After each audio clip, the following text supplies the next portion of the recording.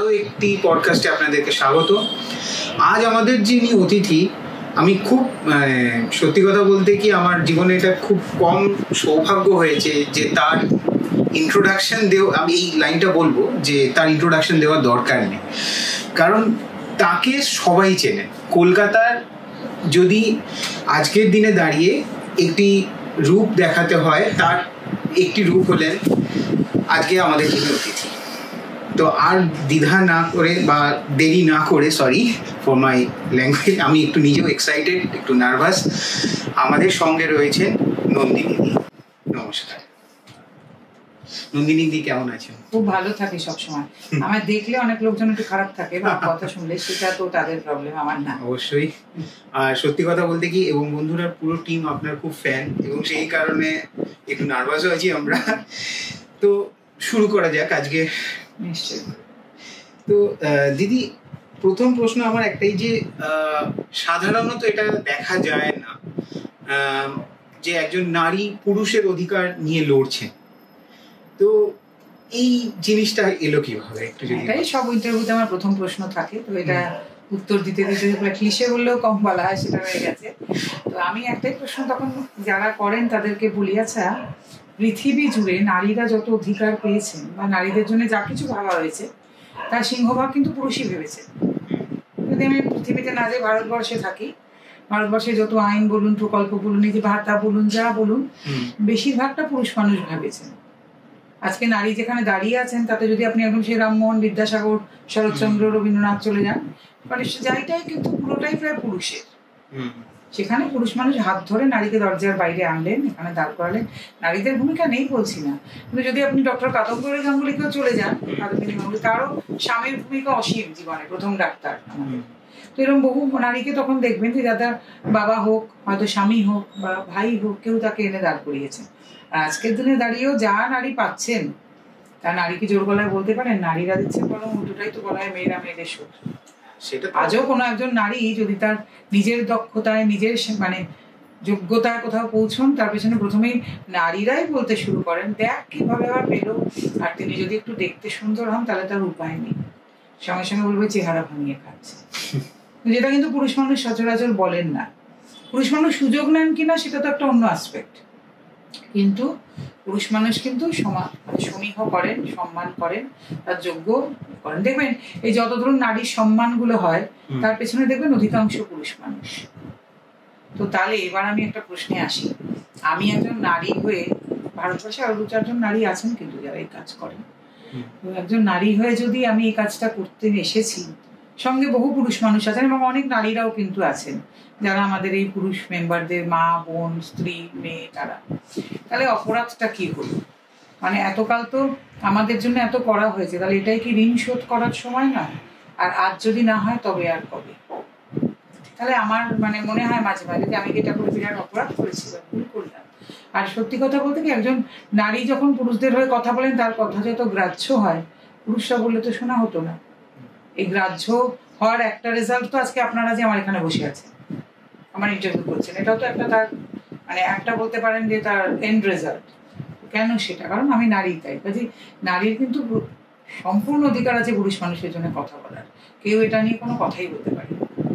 আচ্ছা, আপনার আইনজীবী এবং সমাজতাত্ত্বিক পরিচয়, কোন দিকটা আপনাকে এই আন্দোলনের দিকে বেশি? দেখুন, আমি তো আইনজীবী নই, আপনার প্রথম ভুলটাই আমি ভেঙে দিই। কিন্তু আইনজীবী নই, আমি 100% একজন সমাজকর্মী।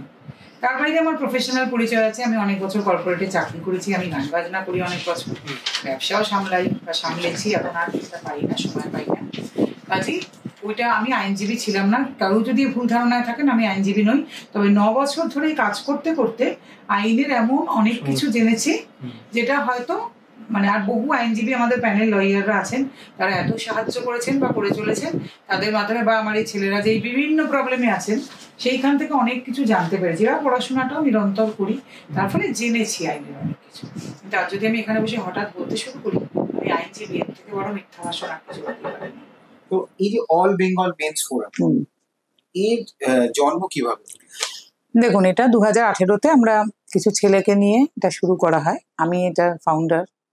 তারপরে আস্তে আস্তে এটা রেজিস্ট্রেশন হলো গভর্নমেন্টে। কিন্তু রেজিস্ট্রেশনটাই গভর্নমেন্ট থেকে কিন্তু আমাদের কোনো ফান্ডিংও নেই, গভর্নমেন্টের সঙ্গে সে অর্থে আমরা কাজও করি না কিছু, বা এমনিতে তো পুরুষ মানুষের জন্য খুব কোনো স্কিম নেই গভর্নমেন্টের, সামান্য কেউ একটা আছে, তার সঙ্গে আমাদের কোনো সম্পর্ক নেই। কিন্তু না, গভর্নমেন্টের রেজিস্ট্রেশন অবশ্যই আমাদের আছে। তারপরে চলছে 2018 পর থেকে রেজিস্ট্রেশন হলো 20-তে এসে, তারপর সেই থেকে চলছে কাজ। বহু সদস্য আছেন, তবে এটা ঠিক আমাদের ধরুন আজকে যদি আপনি বলেন আমার ফেসবুক গ্রুপ, তাতে যেমন হাজার হাজার সদস্য, কিন্তু এখানে যেমন ভিকটিমসরা আসেন তারা কিন্তু সবাই আমার মেম্বার নন, তারা ভিকটিম। এবার কিন্তু তার মধ্যে থেকে হয়তো মানে 15 কি 20 জন আছেন যারা কোর কমিটি মেম্বার, অনেক বছর ধরে আমাদের সঙ্গে আছেন, এবং মানে এখানে না খুব রেগুলার তারা কাজ করেন, আসেন, ভিকটিম সামলান, বিভিন্ন কাজে থাকেন। এই যে আমাদের এতবার একটা গণেশ পুজো আসছে, সেটার মধ্যে 100% আছেন। তো কাজে এমনি কমিটি মেম্বার না আমাদের খুব কম, আমরা যাকে তাকে না করতে চাই না। দেখুন অনেক জায়গায় দেখবেন সবাই এসে মেম্বার হয়ে যাচ্ছেন, আমরা সেটা রাজি না। আমাদের বক্তব্য, আপনি আসুন, মাস 2-3 আমাদের সঙ্গে থাকুন, আমরা আপনাকে দেখি, আপনি আমাদের দেখুন। এটা তো বলে আমাদের কাজ আপনার পছন্দ হলো না, আপনি যখন চলে যাবেন, থাকবেন না। ইনিশিয়ালি তার থেকে টাকা পয়সা নিয়ে তাকে একটা ফর্ম ফিল আপ করি, এগুলো আমরা করি না। 5 দিনের বাদে আমাদেরও যদি মনে হয় যে না এর ইন্টারেস্ট আছে, আমাদের সঙ্গে কাজ করতে পারবে, কারণ এন্ড অফ দ্য ডে না এই কাজটা কিন্তু খুব না একটা নিরস কাজ আর ভেরি হার্ডকোর। মানে এর মধ্যে খুব একটা যে মহিলাদের নিয়েও তো কাজ নয়, যে যেখানে ভীষণ একটা নানা রকম সুন্দরী সুন্দরী মহিলা টহিলা আসছেন, এরকম কিছু নয়। যদি আমার এখানে প্রচুর মহিলা আসেন, কারণ তাদের ভাইয়ের জন্যে, বাবার জন্যে, স্বামীর জন্যে, ছেলের জন্য তো প্রচুরই মায়েরা আসেন, তো তবু এই কাজটা তো মহিলা অধ্যুষিত নয়, কাজে এখানে ইন্টারেস্টিং পোর্শনটা একটু কম। এমনি তো পুরুষের গল্পে খুব একটা ইন্টারেস্ট নেই, কারণ মহিলাদের গল্প তো শুরুই হয় আমি এত নির্যাতন সহ্য করেছি, এত অত্যাচার হয়েছে, আমার বিয়ে এই বাড়িতে না হলে আমি সুচিত্রা সেন হতাম, লতা মঙ্গেশকর হতে পারতাম, আশাপূর্ণা দেবীও হতে পারতাম, নিজের পক্ষে রানু মণ্ডল হওয়া আমার কেউ আটকাতে পারতো না।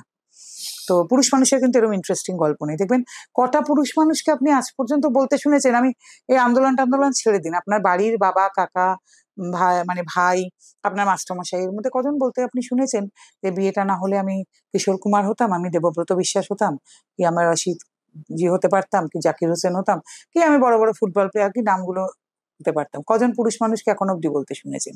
এই ব্রুট করা, এই যে এত বড় আমাদের সোশ্যাল মিডিয়া তো আজকে আমাদের একটা বিরাট জীবনের অবিচ্ছেদ্য অংশ, সেখানে আপনি কজনকে দেখেছেন, কজন পুরুষ মানুষ এই ব্রুটটা করেন বলতে পারবেন আমায়? যে এই বিয়েটা না হলে আমার জীবনে এটা এটা হতো, এই বিয়েটা করে আমি ঠকে গেছি, এই বিয়েটা করে আমি এটা পাইনি। পুরুষ মানুষ কিন্তু আকছার পুরুষ মানুষ ঠকে যাচ্ছেন তো বিয়ে করে, প্রচুর পুরুষ মানুষ আছেন যাদের ঠকে গেছেন, তারা কিন্তু বলেন না কোথাও। এবং বহু পুরুষেরই হয়তো বিয়ে করেই গান বাজনা বন্ধ হয়ে গেছে, ছবি আঁকা বন্ধ হয়ে গেছে, কবিতা লেখা বন্ধ হয়ে গেছে, বন্ধু বান্ধবের সঙ্গে মেশা বন্ধ হয়ে গেছে, কিন্তু পুরুষ মানুষ কিন্তু এটা বলেন না। আমি মানে গতকালেরই ঘটনা বলছি, আমি নাম বলতে চাই না, তিনি কয়েকটা ভালো ভালো ছবি প্রডিউস করেছেন, এসেছিলেন। তিনি বলেছেন তিনি বিয়ে করার পরে তাকে, মানে তার এটা সেকেন্ড ম্যারেজ ছিল, আগের ওয়াইফ বোধহয় সম্ভবত মারা গেছেন বা কোনো কিছু, তিনি বললেন যে আমাকে তারপরে বন্ধ করে দিতে হলো ছবি প্রডিউস করা। তো এদের কথা কিন্তু উনি তো কোথাও বলেননি, সরে গেছেন আস্তে আস্তে। তো এদের কথা কে বলবেন? বলেন না। তো এইগুলো আমাদেরকে বুঝতে হবে। রিসেন্টলি আমরা বেশ কিছু নিউজের মধ্যে দিয়ে যাচ্ছি, যেখানে কোথাও ড্রামের মধ্যে, কোথাও হয়তো পাওয়াই গেল না বডি, কিংবা আরো অন্যান্য অনেক কিছু রয়েছে। তো আপনার কি মনে হয় পুরুষ মানুষ কতটা সুরক্ষিত? একেবারে সুরক্ষিত নয়। ভারতবর্ষে তো একটা নোম্যান্স ল্যান্ডে পুরুষ মানুষ বাস করেন, যার মাথায় আচ্ছাদন নেই, চারপাশেও কোনো আচ্ছাদন নেই। তবে একটা কথা এখানে বলবো আপনাদের, যে খবরগুলো শুধু নিউজ হচ্ছে আপনারা সেগুলোই দেখতে পান, তার বাইরের অনেক খবর আমরা দেখতে পাই, কারণ আমরা এখানে প্রত্যেকদিন বসে আছি, কাজ করছি, আর তার বাইরের অনেক কিছু আমরাও দেখতে পাই না। বহু পুরুষ আছেন যারা জীবন মৃত হয়ে বেঁচে আছেন, যাদের প্রত্যেক দিনের জীবন ধারণটা মৃত্যুর সমান, কিন্তু কেউ জানেন না। এরকম আছেন একদল। একদল আছেন যারা সুইসাইড করে ফেলেছেন, কারোর কাছে খবরই নেই, অনেক জানেন না। আবার একদল আছেন যারা সুইসাইড করলেও কোনো খবর হয়নি, কারণ তারা 1.5 ঘন্টার ভিডিও বা 24 ঘন্টার সুইসাইড নোট লিখে যেতে পারেননি। এরকম একটি ছেলেই আছেন বারাসাতে, সুধাংশু দাস, যার এই সেম রাতুল সুভাষের মতোই ঘটনা ছিল, কিন্তু কেউ জানতে পারেননি। আমরা যেহেতু তার সঙ্গে জড়িত হয়ে পড়েছিলাম তাই জানতে পেরেছি। তো এরককম আরো বহু মার্ডার হয়তো এরকম হয়েছে, নীল ড্রাম, লাল ড্রাম, সবুজ ড্রাম, এই মেঘালয়ের মতন হয়তো কালিম্পং, হিমাচল প্রদেশেও মার্ডারের আগে হয়েছে, কিন্তু আমরা তার মানে কিন্তু কখনো এটা কেউ ভাববেন না যে মেয়েদের সঙ্গে এটা হয় না। বলছি প্রচুর আছে মেয়েদের সঙ্গে এরকম, কিন্তু সেই নিয়ে কথা হয়, পুরুষদের নিয়ে কথা হয় না। এটা বলতে চাই শুধু। এবং সেই ক্ষেত্রে হয়তো মানুষ আরো বেশি স্বতঃস্ফূর্তভাবে এগিয়ে আসে, যেটা না, আরেকটা কথা বলি যে মজার বিষয় দেখবেন যারা মেয়েদের নিয়ে কাজ করেন বা তথাকথিত কোট আনকোট ফেমিনিস্ট, তারা হিসেব দেখান এত মেয়ে খুন হয়েছেন, এত ছেলে খুন হয়েছেন, মানে যেখানে ছেলের সংখ্যা খুন হওয়ার কম তারা সেই জিনিসটা তুলে ধরতে চান, অথচ যেখানে ভারতবর্ষে পুরুষ মানুষের আত্মহত্যা 6 গুণ বেশি মহিলাদের থেকে, সেই কথাটা কিন্তু তারা তুলে ধরতে চান না। বিভিন্ন ম্যাট্রিমোনিয়াল ডিসপুটে, চাকরি যাবার কারণে, নানান কিছুতে পুরুষ মানুষ আত্মহত্যা করেন। মেয়েদের মধ্যে কিন্তু আজও আত্মহত্যার হার কম, ডাউরির কারণে খানিকটা, অনেক কম পুরুষের তুলনায়। এমনি তো বলে মেয়েদের কই মাছের প্রাণ। তো এবার আমার সেখানে সেই সূত্রে আমি আরেকটা কথায় যাব, তো ডাউরি তো যেমন দেওয়াও অন্যায়, নেওয়াও অন্যায়, তাই দেওয়ার কারণে কজন মেয়ের বাবাকে ধরা হয়েছে? হয়নি তো কাউকে, তাহলে তাকে কেন ধরা হবে না?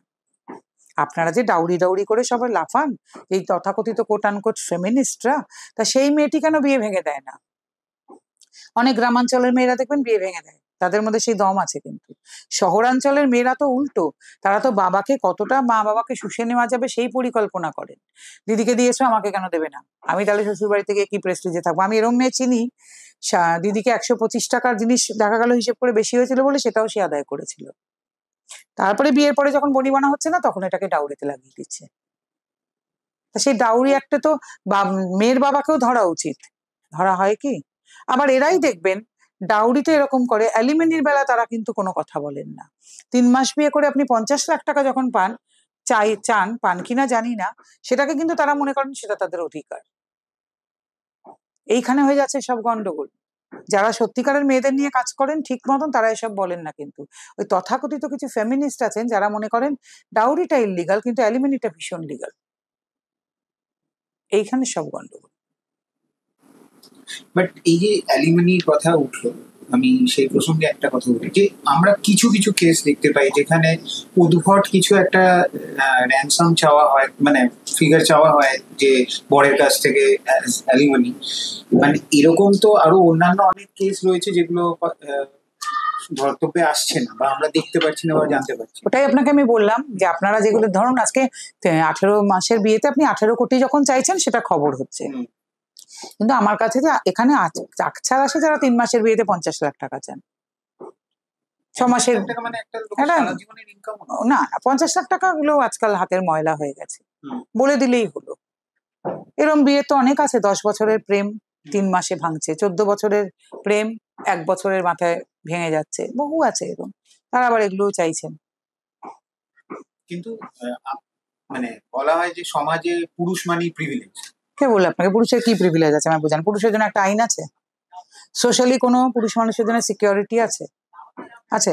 সাইকোলজিক্যালি কেউ বিশ্বাস করেন পুরুষদের ডিপ্রেশন হয়, পুরুষদের মেন্টাল হেলথ একটা বড় ইস্যু? বিশ্বাস করেন কেউ? পুরুষ মানুষের যৌন স্বাধীনতা আছে, সেক্সুয়াল ফ্রিডম আছে পুরুষ মানুষের। এর মধ্যে আবার বলবেন কেন পুরুষ মানুষ তো রেড লাইটেড এরিয়ায় যান, সেটাকে বলে নাকি সেক্সুয়াল ফ্রিডম? পুরুষ মানুষ কোনোদিন বলতে পেরেছেন মাই লাইফ মাই চয়েস? পারবেন বলতে? না, রেসপন্সিবিলিটি ম্যাটার করে শুধু না। মেয়েরা যে পোশাকে ঘুরে বেরিয়ে তাদেরকে কেউ কিছু বললে বলেন মাই লাইফ মাই চয়েস। পুরুষ মানুষ আজকে যদি একটা আন্ডারওয়্যার পরে ঘুরে বেরিয়ে কিছু বললে কেউ বলেন মাই লাইফ মাই চয়েস, হবে সেটা মানা? তাহলে পুরুষ মানুষের কিন্তু সেক্সুয়াল ফ্রিডমও নেই। আর বারবার বলে দিচ্ছি, রেড লাইটেড এরিয়ায় যাওয়া মানে সেক্সুয়াল ফ্রিডম নয়। সেটা তো কাইন্ড অফ গোপনে যাচ্ছে। হ্যাঁ, পুরুষ মানুষ কি নিজের সেক্সুয়াল চাহিদা, আমার এটা ইচ্ছে, আমি এটা করব, আমি কেন করব না, এই কথা বলতে পারবেন সর্বসমক্ষে দাঁড়িয়ে?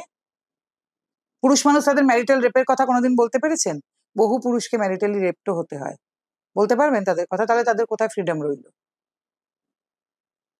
পুরুষ মানুষ আবার প্রিভিলেজ কোথায় হলো? এই যে বলে না খালি পুরুষ, দেখবেন বড় বড় আলোচনা শুরুই হবে পুরুষতান্ত্রিক সমাজ। তো সেই পুরুষতান্ত্রিক সমাজের সবচেয়ে বড় শিকার তো পুরুষ মানুষ। তাকে শেখানো হলো তুমি তোমার কথা বলবে না, তুমি কাঁদবে না, তুমি বাড়ির কর্তা, তুমি রবিনহুড, তোমার কোনো চাওয়া পাওয়া থাকতে পারে না, তোমার তো সব আছে। তা সেই সব আছেটা কি আমি জানতে চাই। অথচ ট্যাক্স পেয়ার সবচেয়ে বেশি পুরুষ মানুষ। যে কোনো পলিটিক্যাল পার্টি ঝান্ডা পুরুষ মানুষ বাঁধবে, প্যান্ডেল পুরুষ মানুষ বাঁধবে, প্যান্ডেল খুলবেও পুরুষ মানুষ, যা কিছু সব পুরুষ মানুষ। আমি সেটা জানতে চাই একটু, কোথায় ওনারা প্রিভিলেজ হলেন? একটা ছেলেকে বড়ই করা হচ্ছে, তোকে কিন্তু বাবা মাকে দেখতে হবে, তোকে বাড়ি বানাতে হবে, তোকে গাড়ি কিনতে হবে, তোকে, এই হচ্ছে একটা ছেলের বড় হওয়া। একটা মেয়েকে কি তাই শেখানো হয়? একটা মেয়ের থেকে আর একটা ছেলের থেকে দেখবেন বাবা মার এক্সপেকটেশনও খুব অন্যরকম।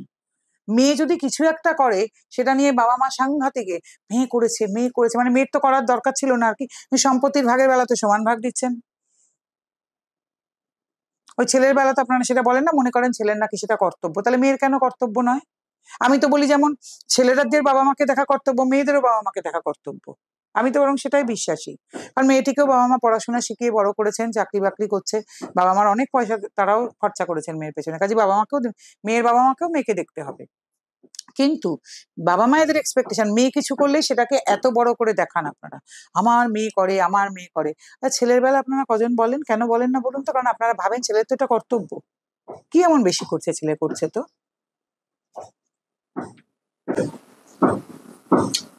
তো এবার আসি একটু অল বেঙ্গল মেন্স ফোরামের অ্যাক্টিভিটিস এর উপর। তো ধরুন যেখানে মিথ্যা মামলা শিকার হয় সেক্ষেত্রে আপনাদের অর্গানাইজেশন কিভাবে? দেখুন, আমাদের কাছে যারাই আসছেন তার সবই তো মিথ্যে মামলা হচ্ছে বলেই আসছেন, তবে তার মধ্যে সবাই যে সত্যি বলছেন নাও হতে পারে। হতে পারে তোমার 4-10 জন এরকম আছেন যারা ঠিক বলছেন না। তো আমরা আমাদের মতন করে চেষ্টা করি। আমাদের একটা প্রথমেই form fill up, photo ID জমা নেওয়া, তারপরে তার কেস হয়ে থাকলে কাগজপত্র দেখা, এইভাবে এগোতে থাকে সবকিছু। আচ্ছা, আপনার কি মনে হয় যে 498 এ যে ধারা তার অপব্যবহার কিরকম? অপব্যবহারই তো পুরোটা, যাতে সুপ্রিম কোর্টকে এখন বলতে হচ্ছে 2 মাস কোনো অ্যারেস্ট হবে না, কুলিং পিরিয়ড। যদিও অ্যারেস্টটা অনেকদিনই বন্ধ হয়ে গেছিল, কিন্তু কি বলুন তো, সাধারণ জনগণ তো এগুলো একদম জানেন না। তো এবার আবার নতুন করে এটা হওয়াতে খানিকটা হইচই হলো। তো অপব্যবহার না হলে সুপ্রিম কোর্ট কখনো এই কথা বলেন? আর যে ধর্ষক আইনকে লিঙ্গ নিরপেক্ষ করার দাবি, দেখুন, ধর্ষণ আইন লিঙ্গ নিরপেক্ষ আমাদের দেশে হবে না। কারণ আমাদের দেশে ধর্ষণের যে আইন বানানো হচ্ছে তাতেই মেয়েদেরকে ভিকটিম রাখা হয়েছে। আমাদের এখানে বিশ্বাস করা হয় না মেয়েরা কোনোদিনও প্রিডেটর হতে পারেন। মেয়েরা মানে ভিকটিম। তা আমি বুঝি না ওমেন এম্পাওয়ারমেন্ট কোথায় হলো। মেয়েরা যদি সারা জীবন ভিকটিমই রোল প্লে করে গেলেন, তাহলে মেয়েরা কি করে এম্পাওয়ার্ড হলেন? কারণ আমাদের দেশে বয় চাইল্ডদের সেক্সুয়ালি অ্যাবিউজ হয় 53%। সেইটা আমরা স্বীকার করিনি কখনো। তা আমরা কি করে 18% পুরুষ মানুষের রেপ স্বীকার করব? তাহলে আবার বলবে কি বলুন তো, মেয়েরাই করে নাকি, ছেলেরাও তো করে। আরে কে বলেছে ছেলেরা করে না? আজকে যাদবপুরের এত বড় ঘটনা, সেই তো ছেলেদের তারা ছেলেদের রেপ, কিন্তু আপনি তো সেই ধারাটাই তুলে দিলেন এদেশ থেকে। তাহলে কলেজে কলেজে যে র্যাগিং, সেখানে পুরুষ মানুষও যদি পুরুষ মানুষকে রেপ করে, তার তো আপনি রাখলেনই না অভিযোগের জায়গা, তাই না? তাহলে অদ্ভুত, আমাদের তো শিব ঠাকুরের আপন দেশে আইন কানুন সর্বনেশে। আমরা আজকের দিনে দাঁড়িয়ে বিএনএস 69 করছি কিনা, বিবাহের প্রতিশ্রুতি দিয়ে সহবাস। আজকে তো 1 বছরের প্রেম টেকা মানে সাংঘাতিক ব্যাপার, 5 বছরের বিয়ে মানে তো সে সাংঘাতিক উদযাপন। তো আমি সেইখানে রাখছি কি সম্পর্কে বিবাহের প্রতিশ্রুতি দিয়ে সহবাস, যেখানে আজকের ছেলেমেয়েরা 13-14 বছর থেকে শারীরিক সম্পর্কে অভ্যস্ত হয়ে যায়। সবাই হন বলছি না, সেখানে আপনি একটা প্রেমে শারীরিক সম্পর্ক হলো কিনা তাই নিয়ে আপনি বলছেন বিবাহের প্রতিশ্রুতি দিয়ে সহবাস। এটা কখনো হয়? এটা তো আপনি জেনে বুঝে জুডিশিয়ারিকে বা লিগাল সিস্টেমকে আরো পয়সা রোজগারের জায়গা করে দিচ্ছেন, আর মেয়েদেরকে ফলস কেস দিতে প্ররোচনা দিচ্ছেন। তাছাড়া কি করে হবে? আজকে ছেলে মেয়েদের প্রেম কিন্তু আর ওরকম নেই। তাদের প্রেমের শুরু থেকেই প্রায় খুব তাড়াতাড়ি তারা শারীরিক সম্পর্কে যায়। সের মধ্যে ন্যায় অন্যায়, দ্যাটস আ ডিফারেন্ট কোয়েশ্চেন। কিন্তু আপনারা কি করছেন? আপনারা কি সেই ইয়েতে সনাতনী ভারতবর্ষে হওয়ার কথা ভাবছেন নাকি?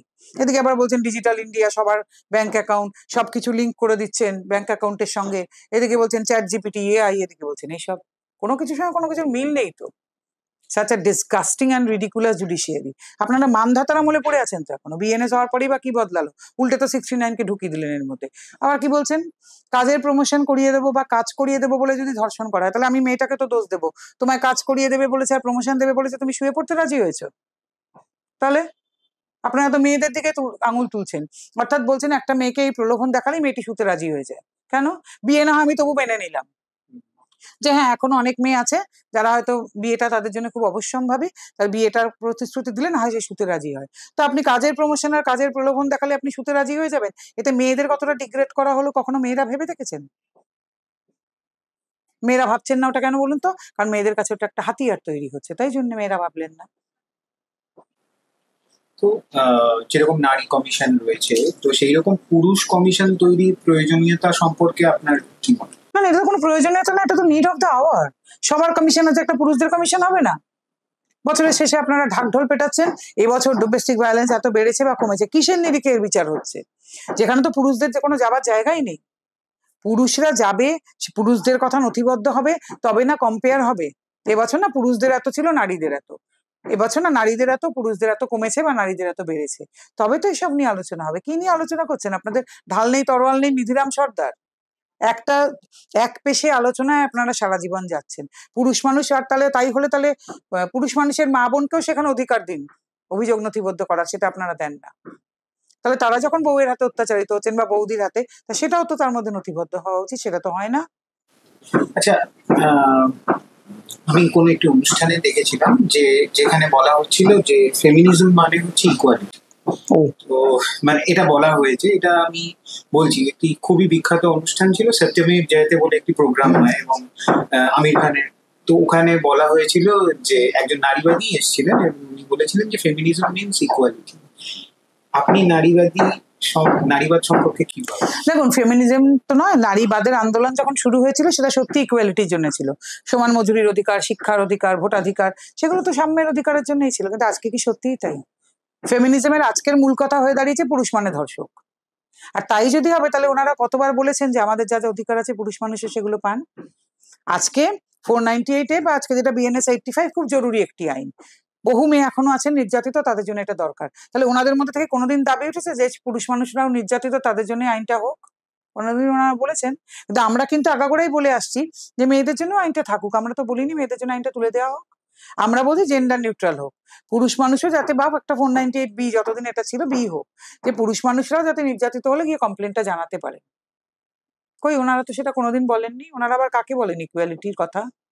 ওনারা কখনো সবলা কখনো অবলা। আমি বললাম না, সুযোগ বুঝে। আজকে কর্পোরেট একটা POSH prevention of sexual harassment of women. আরে কর্পোরেটে তো সেক্সুয়াল হ্যারাসমেন্ট পুরুষ মানুষেরও প্রচুর আছে, আর এটাকে আপনারা সেক্সুয়ালি আবদ্ধ রাখলেন। অর্থাৎ আপনাদের আর কোনো হ্যারাসমেন্ট হতে পারে না। আপনারা যে বলেন না আমরা ভোগ্যপণ্য ভোক্তা, আপনারা তো নিজেদের তাই করে রাখতেই চেয়েছেন সবসময়। আপনাদের তো এর বাইরে কোনো ধারণাই বেরোলো না। আজকে আপনার মহিলা বস একজন মহিলাকে সর্বসম্মুখে যদি 4টে গালাগাল দেন, তা সেটাও তো হ্যারাসমেন্ট। আপনি কিসের ভিত্তিতে করবেন অভিযোগ গিয়ে? আপনি তো পুরো জিনিসটাকে সেক্সুয়াল হ্যারাসমেন্টের মধ্যে রেখেছেন, তাহলে করবেন কি করে?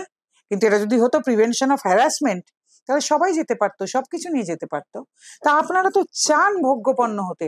আপনি আমাকে একটা কথা বলুন তো, এই যে আজকে এত যে ধরুন ফিল্ম টিল্ম দেখেন, ওয়েব সিরিজ দেখেন, এত আইটেম ডান্স দেখেন, যারা করেন এইগুলো তারা তো পয়সা নেন এগুলোর বিনিময়ে। তাহলে তারা পণ্য কি করে হলেন? তারা তো নিজের ইচ্ছায় সব করে পয়সা নিচ্ছেন। যে অঙ্গভঙ্গি করে ওনারা ছবি তোলেন, যে ড্রেস ট্রেস পরে ওনারা বিভিন্ন পার্টিতে যান, সেগুলো তো সব নিজেদের ইচ্ছা। এবং ওনারা তো চান মিডিয়া সেগুলো দেখা আরো বেশি করে, ওনারা রিলস বানান ওরম করে। তাহলে ওনারা আবার কিসে ভোগ্যপণ্য টন্য কি সব বলেন তো নিজেদেরকে? তো ওনারা তো চান। এবং কেন চান? এখন হয়েছে সেটা দিয়ে মানিটাইজ করা, লোকে দেখুক। আবার তো ওখান থেকে অনেক প্রস্তাব আসে। এদিকে ওনারা বলবেন ডিজিটাল রেপ, কিন্তু ডিজিটাল প্রস্টিটিউশন ওনাদের বিরাট আপত্তি। তো ওনারা তো সেই ডিজিটাল প্রস্টিটিউশনে নেমে পড়েছেন। ওগুলো করার পরে লোকে প্রস্তাব দিচ্ছে, সেখান থেকে পয়সা রোজগার হচ্ছে কিনা ভগবানই জানেন, আমি জানি না। টাফ মানে আমি বুঝতে পারছি না, আমি কি ভুল? তাহলে ওনারা বলছেন একটা পুরুষ মানুষটাকে ডিজিটালি রেপ করছেন, তাহলে ওনারা, আমি কেন বলবো না, ওনারা গায়ের জামা কাপড় খুলে যখন এই ইনস্টাগ্রাম ফেসবুকে রিল গুলো দেন, তাই দেখে যদি 4টে পুরুষ মানুষ প্রস্তাব দিচ্ছেন আর ওনারা তাদের রাজিও হয়ে যান, তাতে সেটা কেন ডিজিটাল প্রস্টিটিউশন নয়? বা এটাই তো ডিজিটাল প্রস্টিটিউশন। ওনারা যেভাবে ছবি টবি দেন আর রিলসে নাচানাচি করেন, কাদের জন্য করেন? মহিলাদের জন্য করেন আপনারা? আমি জানতে চাই কাদের জন্য করেন? আর নিজের জন্য করেন প্লিজ বলবেন না। এত কদর্য জিনিসপত্র কোনো মানুষ যদি নিজেদের জন্য করেন, তাদের রীতিমতো সাইকিয়াট্রিক ট্রিটমেন্ট দরকার, বিশ্বাস করুন। কোনো পুরুষ করলে তারও দরকার। দৃষ্টিনন্দন বলে পৃথিবীতে একটা কথা আছে। আর আপনারা নিজেরা তো করছেনই, নিজের বয়স্ক মা বা শাশুড়ি, নিজের বাচ্চা মেয়ে, তাদের সবাইকে নিয়েও নেমে পড়েছেন আসলে। তারা কি শিখছে? আর এই বয়স্ক মা বা শাশুড়ির যে কি দুরবস্থা, তাদের সবাইকে নিয়ে নেমে পড়েছেন একদম।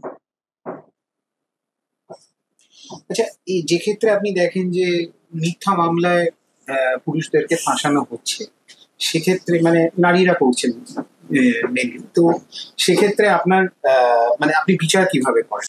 আমি বিচার করার কি? আমি কি দণ্ডমুণ্ডের কর্তা? আমরা রাস্তাটা দেখাই যে এভাবে এভাবে যেতে পারে। বিচার কোথায় হচ্ছে? বিচার হলে তো চিন্তার কিছু। আমরা সাজেশন দিই যে এইভাবে এভাবে যেতে পারেন।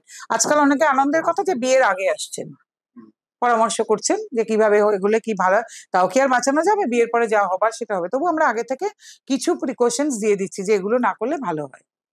মানে এটা মানে আমার প্রশ্ন যে ধরুন বিয়ের আগে ব্যাকগ্রাউন্ড ভেরিফিকেশন, হ্যাঁ, সেগুলো তো নিশ্চয়ই এজেন্সি আছে, তাদের মাধ্যমে করাতে পারেন। আরো নানান রকম ভাবে পাড়ায় একটু আগে যেগুলো ছিল, কিন্তু পাড়ায় খোঁজ খবর নেওয়া। অথচ মেয়েটির বাবা কিন্তু খোঁজ নিয়ে নিচ্ছে আপনার সম্পর্কে, আপনি কত মাইনে পান, আপনার অফিসে কি ব্যাপার, আপনি কেমন কি, সব খোঁজ নেওয়া হয়ে গেছে। কিন্তু ছেলের বাড়ি বলবে না, দিদি ভীষণ লজ্জা করে, জানেন তো, কি করে কি খোঁজ নেবো? সেই লজ্জার মাসুল ওনারা পরে গিয়ে দেন। আবার কিছু কিছু ছেলে তো আছে না, ফেসবুকে প্রেম হয়েছে হঠাৎ, তখন তার পৃথিবীতে কাউকে চেনে নেয়, মেয়েটিকে ছাড়া বিয়ে করে নিল, বাবা মাকেও চেনে নেয়, বাবা তারপরে তো বাবা মাকে নিয়ে এখানেই আসতে হয়, তারপর দেখা গেলো মেয়েটির এর আগে 2টো বিয়ে আছে, কোথাও থেকে একটা বাচ্চাও আছে। দিদি বুঝতে পারিনি, কারণ তখন তো অন্ধ, তুমি ধ্যান, তুমি জ্ঞান, তুমি চিন্তামণি, তুমি বিনা আমি যেন মণিহারা ফণি, তখন তুমি আর কাউকে চেনেন না। বাবা মা তো এখানে এসে বলে দিদি কারুর কথা শোনেনি, আমাদের কারুর কথা শোনেনি। আজকে আবার সেই বাবা মাকে নিয়ে কিন্তু এখানে আসতে হচ্ছে। আচ্ছা, নারীবাদ বনাম লিঙ্গ নিরপেক্ষতা, এটাকে আপনি কিভাবে? না না, নারীবাদ বনাম লিঙ্গ নিরপেক্ষতা না, লিঙ্গ নিরপেক্ষতাই একমাত্র হতে পারে, আর কিছু হতে পারে না। কোনো নারীবাদ পুরুষবাদ কিছুই না, যে কোনো একটা সুস্থ মানে উন্নত মেচিওর দেশে লিঙ্গ নিরপেক্ষ হওয়া উচিত সবকিছু, এটা বিশ্বাস করি। কারণ এই যে ধরুন কদিন আগে পরপর ঘটনাগুলো ঘটলে, এক ভদ্রমহিলা তিনি বলছিলেন তিনি নাকি আইপিএস অফিসারই হয়েছেন শ্বশুরবাড়ির অত্যাচারে, তার এই জন্য এটাই মোটো ছিল, উনি শ্বশুরবাড়ি এত অত্যাচার বলে উনি স্বামী শ্বশুরকে 109 দিন জেল খাটিয়ে ফেললেন। তারপরে সব পর্যালোচনা করে দেখা গেল সবটাই মিথ্যে, ওনারা বেরোলেন। এবার ওনাকে নাকি শুধু ক্ষমা চাইতে বলা হলো।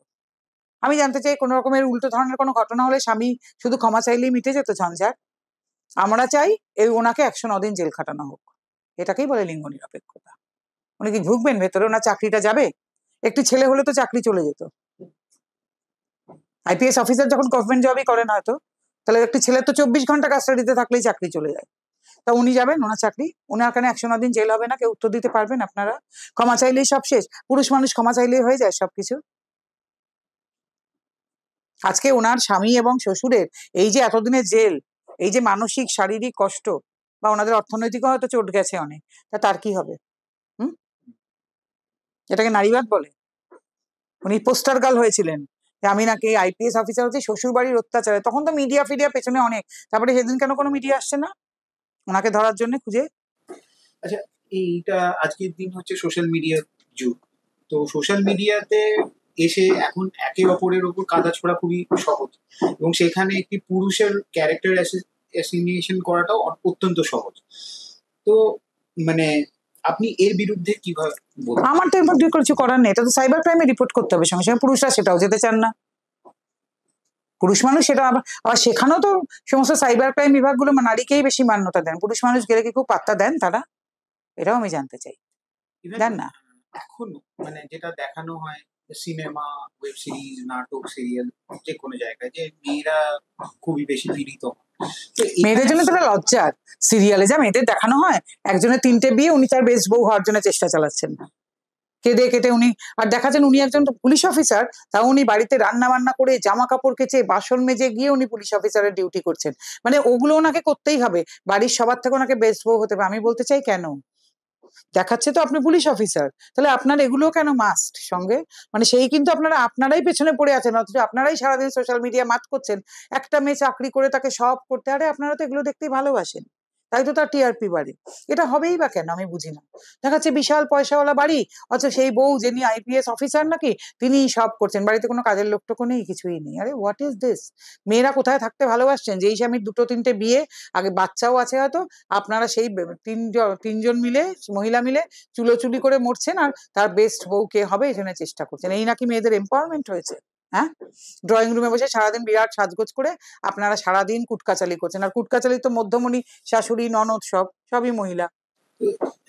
এবিএমএফ কিভাবে ডিজিটাল হ্যারাসমেন্ট বা ভিক্টিমাইজেশন কে মোকাবিলা করছে? না এবিএমএফ এর আপনারা বুঝতেই পারছেন না, এটা তো আমরা তো দণ্ডমুণ্ডের কর্তা নই, আমরা সাজেশন দিতে পারি যে কোথায় চিঠি করতে হবে, কোথায় যাবেন, কোথায় কমপ্লেন পাঠাতে হবে, কি করবেন না করবেন, আমরা সেটাই করার চেষ্টা করি। বুঝতে পারছেন আমি কি বলতে চাইছি? আমরা সেটা করি। আচ্ছা, আপনি একটু আগে বলছিলেন যে একটি ছেলে যখন মিথ্যা মামলায় ফেঁসে যায়, তখন সব থেকে বেশি যেটা, এবং এই টপিকটা নিয়ে আপনি আগেও দুবার বললেন যে পুরুষটির মেন্টাল কন্ডিশন সাংঘাতিক ট্রমা, এবং সবচেয়ে বড় সম্মানহানি। ওরা মনে করেন বিরাট সম্মানহানি হয়ে গেছে, যে পাড়ায় সে হয়তো ছোটবেলা থেকে বড় হয়েছে, সব জায়গায় সম্মানহানি, অফিসে সব জায়গায়, এটা তাদের প্রথম ভয়।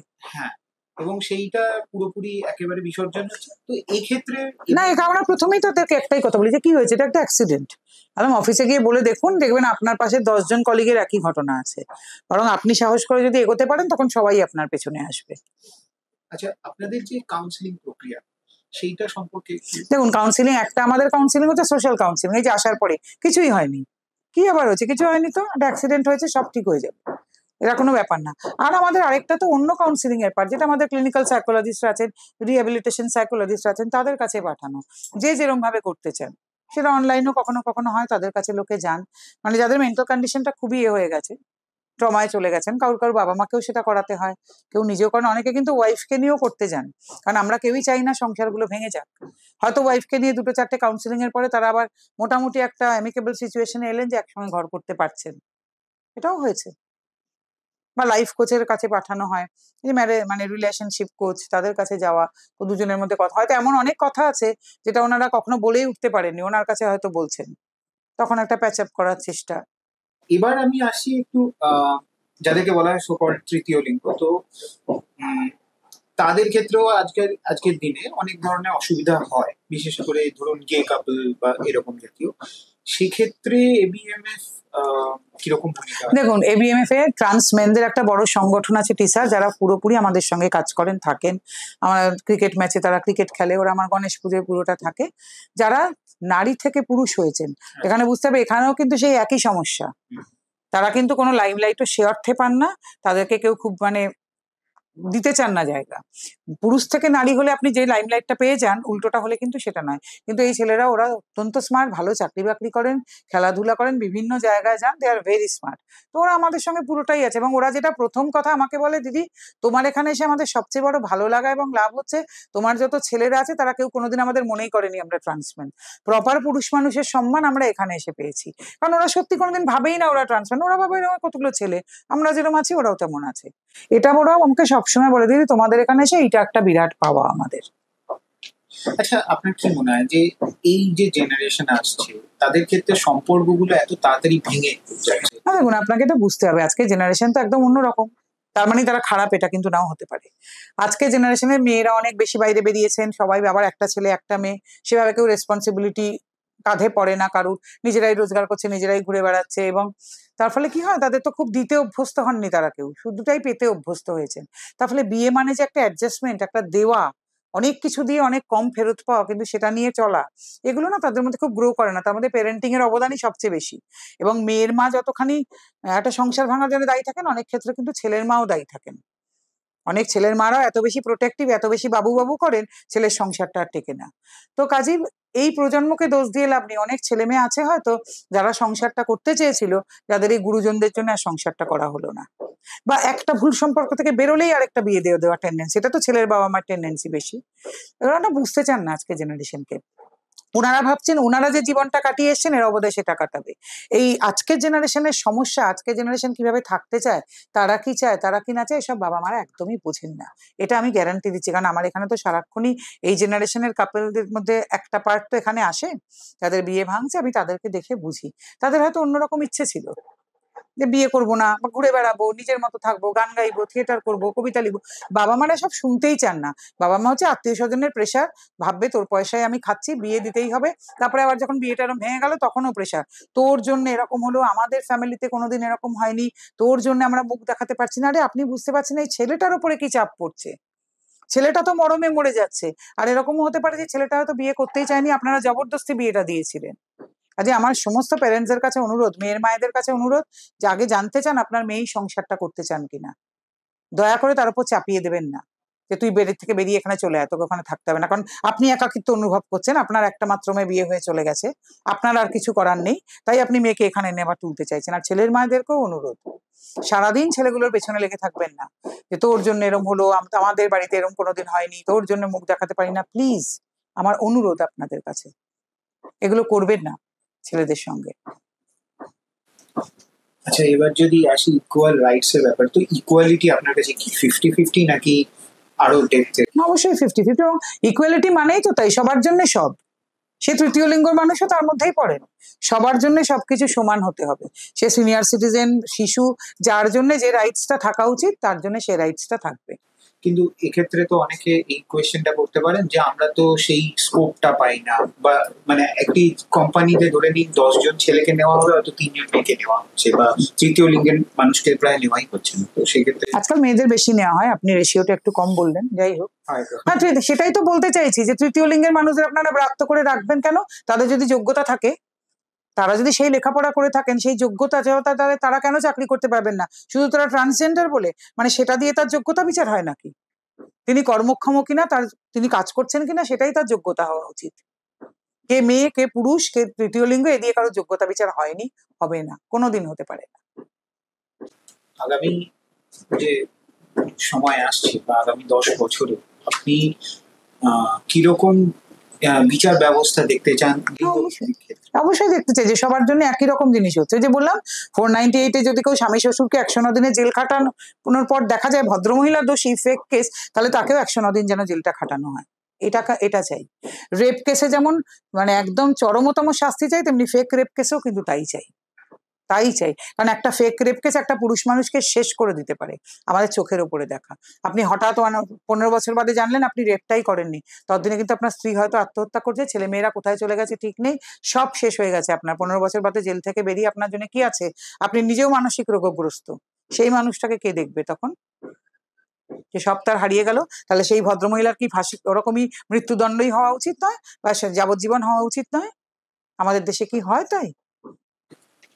আচ্ছা দিদি, এবার একটু আসছি আপনার ব্যক্তিগত ক্ষেত্রে। মানে কি এমন ঘটেছিল যে আপনি কোনো কিছু কোনোদিন ঘটেনি, আমি এরমই ছিলাম সবসময়। আমাদের বাড়িতে একদম এসব কিছুই কোনোদিন নেই। আমি একদম মানে আমি প্রথম থেকে এরম ভাবে ভাবতাম, সেই ভাবনা থেকে একটা প্ল্যাটফর্ম পেলাম, তারপরে এই কাজ করতে আসি। আচ্ছা, আপনি কখনো কোনো নারী সমাজ বা নিজের সহকর্মীদের কাছ থেকে কোনো রকম প্রতিরোধ পেয়েছেন? নিশ্চয়, দেখুন একটা কাজ করতে গেলে যদি প্রতিরোধী না আসে তাহলে সে কাজ করে লাভ কি? আর আমি কিন্তু নারী সমাজ শুধু না, বহু পুরুষ আমায় দু চক্ষে দেখতে পারেন, এটা মাথায় রাখবেন। কারণ ওনারা মনে করেন এই কথাগুলোতে ওনাদের টিআরপি কমে যাবে আমায় যদি সাপোর্ট করেন। বহু পুরুষ মানুষ আমায় দু চক্ষে দেখতে পারেন না, নারীরা না, বরং বহু নারী আমায় প্রচুর ভালোবাসেন, যাদের ভালোবাসা না থাকলে আজকে এখানে আসতে পারতাম না। একদম ওরকম নারী সমাজকে ডেকে দিলে আমি শুনবই না। বহু নারী আমায় অত্যন্ত ভালোবাসেন, সম্মান করেন, আমার পাশে আগাগোড়া রয়েছেন। আর দিদি, এবার আপনার যে লাইফস্টাইল, ধরুন মানে আপনাকে সবসময় ব্যস্ত থাকতে হয় এবং কাইন্ড অফ মানে বলা হয় যে যেরকম ভাবে কিছু ইমার্জেন্সি বিভাগ রয়েছে, সেই রকম আপনার অ্যাক্টিভিটিস গুলো খুব ইমার্জেন্সির মধ্যেই আপনাকে সেইগুলোর মধ্যে দিয়ে যেতে হয় আর কি। তো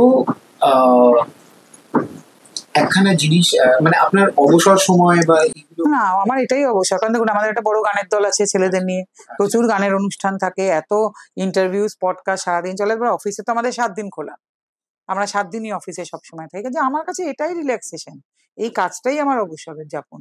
আমি এই কাজের বাইরে কিছু ভাবতেই পারি না। দিদি, আপনাদের গানের দলও রয়েছে, তো এই আপনাদের গানের দল সম্পর্কে যদি কিছু বলেন। দেখুন আমাদের গানে একটা দল আছে, এবিএমএ ব্লুজ। ছেলেরা সবাই খুব ভালো গান করেন, ওখানে তারা সবাই খুব জীবনে সুপ্রতিষ্ঠিত। কিন্তু যেটা হয়েছিল, ওরা তো এখানে নানা রকম প্রবলেম নিয়ে এসেছিল, ওরা ভেবেছিল গান বাজনা আর করতে পারবে না, বিপর্যয়ে ঘাত প্রতিঘাতে। কিন্তু যেহেতু আমি নিজে বহু বছর ধরে গান গাই, আমি ওদের শিখিয়েছি যে এরকম কিছু হতেই পারে না, গান হবে না কেন। সেখান থেকেই তৈরি আবার সব। সেখান থেকে ওরা তো প্রায় প্রত্যেক দিনই কোনো না কোনো স্টেজে কলকাতার থাকে, এখানে রীতিমতন গানের ক্লাস হয়, আসেন মানে শ্রী টোটন কুমার এখানে গান শেখাতে আসেন, ওদের প্রত্যেক সপ্তাহে ক্লাস হয়, আমাদের প্রচুর অনুষ্ঠান, মিউজিক রিহার্সাল সারাদিনই চলতে থাকে। ওটা একটা খুব জমজমাট জায়গা আর কি। আচ্ছা দিদি, এবার কিছু প্রশ্ন করব, সেইগুলোর আপনি বলুন, আপনি যেরকম ভাবে। বলুন। আপনার কাছে নারী শক্তি আর নারীবাদ এই দুটো কিন্তু একদম ডিফারেন্ট জিনিস। নারীবাদ একটা একদম অন্য জিনিস, যেটা আজকে অপভ্রংশ হতে হতে এমন একটা জায়গায় এসেছে, লোকে এটা শুনলেই বহু লোক মানে ভীষণ বিরক্ত বোধ করেন। বহু লোকের কাছে মনে হয় যে এটা একটা অপব্যবহার হচ্ছে। আর নারী শক্তি কিন্তু একদম অন্য জিনিস। নারী শক্তি কিন্তু সেটাই, যা সবাইকে মানে প্রভাবিত করে, যা সবাইকে আলোর পথ দেখায়, যেটা সবাইকে নিয়ে চলতে শেখায় এবং যেটা সবাইকে অনুপ্রাণিত করে, সেটাই তো নারী শক্তি।